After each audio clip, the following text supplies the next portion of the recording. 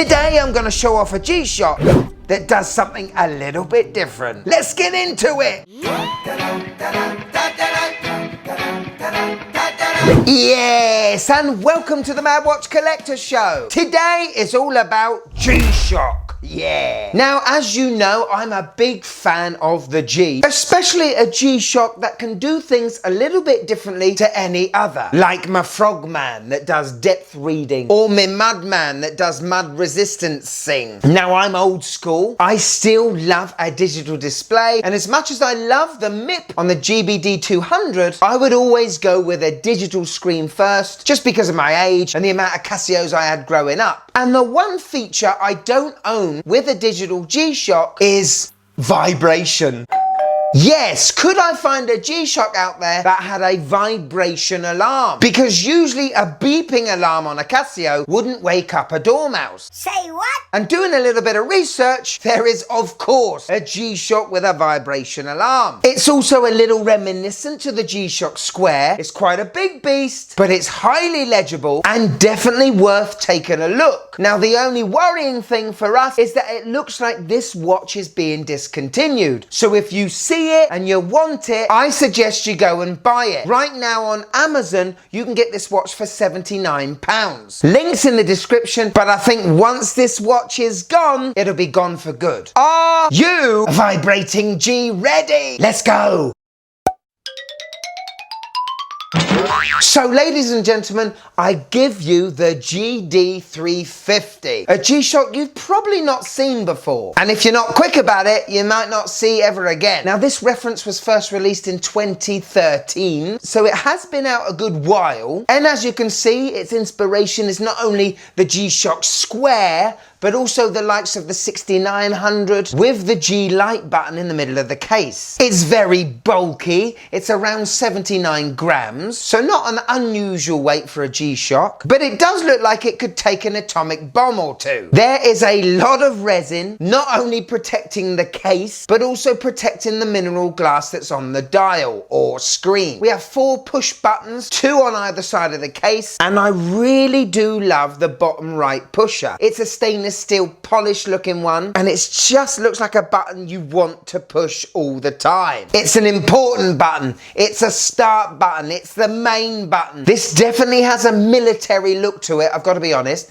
And in fact, these watches have been worn in the US military. You've got like a sonar looking display in the top right, a minute and second display on the left. Love a bit of animation, don't you? As this is a GShock, you get your 200 meters water resistance, you get your anti-shock treatment. There is no solar power here, but it has a 5-year battery, depending on how much you use the backlight or the vibration alarm. But this watch is very clear, isn't it? Let me put it up against my GWM 5610. As you can see, it is a big baby. Also up against the 6900. It's big, but not as big as the King G, you know? This GX5BB is an absolute monster. Negative display is rubbish and is well over the top.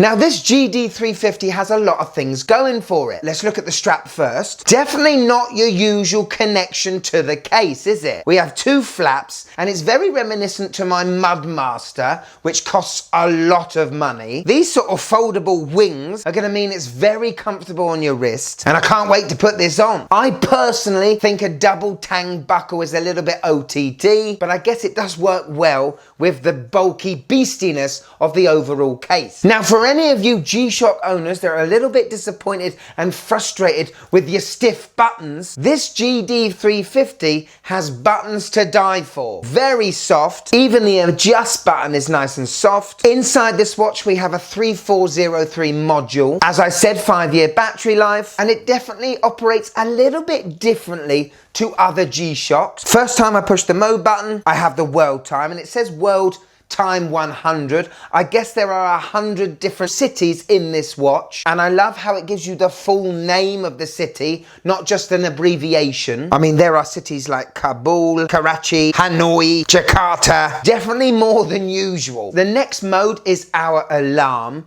and this is its like party trick. If I am in the main time mode and keep my finger on the reset button, it gives me an alarm test, or a vibration test. And look at that animation go. And let me see if you can hear the vibration. Have a listen. This watch also has a stopwatch and countdown timer, and when you are in these two modes, you still get the time in the display in that middle section of the screen. Very handy. Now, the other thing that this watch can give you that other G-Shocks can't is a straight-in countdown timer from the home screen. Just push the start button and you start that countdown timer mode. Pretty cool if you have countless amount of countdown timings to do. This watch also vibrates when the countdown is over, but that is a cool feature that I don't have on any other G-Shock. One more feature to a G-Shock, obviously, is the backlight. We've got two LED lights shining from the bottom right and left corners, and it's pretty darn bright, I have to admit. What you get from an LED screen is very crisp numbers. The illumination is not as good as an electroluminescent screen, but I'm pretty happy with that backlight.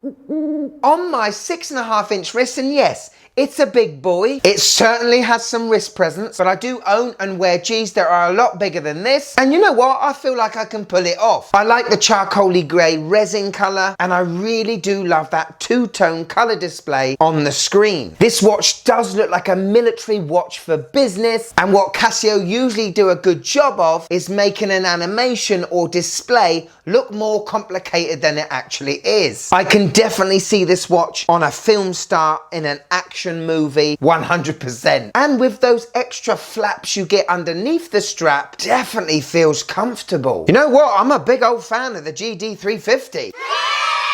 So there you go, the GD350 Vibe Alarm G-Shock. What do you guys think? Does any of you out there own it? And are you looking to buy? Because if you are, get on there quick. You can get this watch in a negative display version if you're lucky, because I think they're being discontinued as well. Also a gaudy looking goldy thing that I don't, oh God, look at it. I wouldn't bother with that one. Nowadays, G-Shock have finally realised that G-Shocks don't have to be huge, and they are slowly but surely discontinuing all the slightly biggish ones that aren't massively popular. I really like this watch. It's gonna sit beautifully in my G-Shock collection, and I think it's another winner. For £79, this is a watch that you're gonna have for a long time. Sweet!